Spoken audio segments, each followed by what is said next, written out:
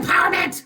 White supremacy backed off on Trump's bond. They took it from $454 million all the way down to $175 million. Personally, I still think that's excessive.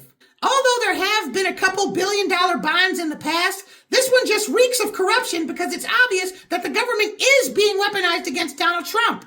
I think the reason the judge reduced the bond is because he knows it could be trouble. White supremacy wants nothing more than to break Trump and to throw him out of the race. But like I said before, the closer we get to the election, the harder that's going to be. If suddenly they started taking his properties away from him, it would infuriate his base and it would come off even more suspicious to the American public. Even the people who hate Trump can see establishment corruption written all over this. They're trying to make us believe that democracy will be destroyed if Trump is reelected, but it's getting difficult to hide the fact that it's actually the opposite. The establishment has already done away with democracy, and if they accomplish their goal, America will be finished anyway. Trump just happens to be the only way to publicly object to the direction that they're forcing us in. I don't support Trump or the Republican Party. In fact, he's not even really part of the Republican Party. The only reason I may be for Trump is because he's a threat to the white supremacist establishment. Not because he's trying to be, but because that's just the situation.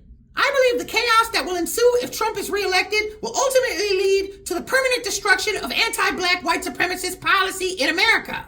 Tariq Nasheed has a saying. He says that every white person in America is born with $1 billion worth of white skin. He often uses Kyle Rittenhouse as an example. He says that even a rich black man could never get a judge in a murder trial to act as his personal attorney, the way Rittenhouse's judge did for him. Tariq also says something else that's true. He says that if a white man or woman does something bad enough that it exceeds the $1 billion worth of white skin, then white supremacy won't hesitate to sacrifice them. For instance, Derek Chauvin became too expensive. More trouble to protect than his white skin was worth, so white supremacy threw him overboard. Tariq usually stops there, but I'm going to take that analogy a step further.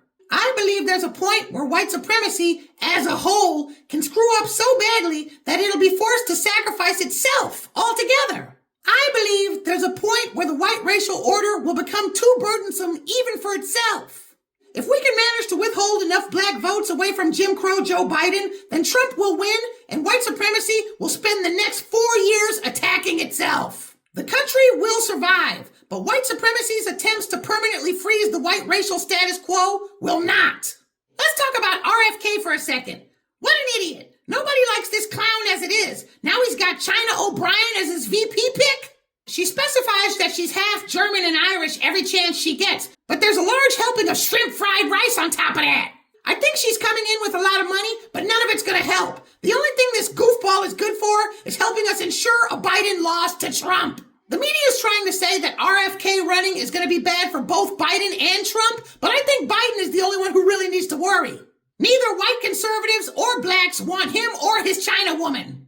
Pay closer attention to some of the surveys that some of the members of the new black media are reading to you. A lot of those surveys say that more blacks are going to Trump, but still, look, the numbers are still low. It's usually a low percentage. And the ones who are undecided in the middle always say that if the election was right now, they would vote for the Democrats. Pay attention. The highest percentages of black voters are still always voting for Joe Biden. Family, we are not off the hook. We're going to have to do more to get our word out. There are still literally millions of blacks, especially black females, who still sniffing Biden's dirty underpants. We have to start getting our message to more of them as soon as possible. There's a link to my Biden Boycott flyer in the description box. Print it and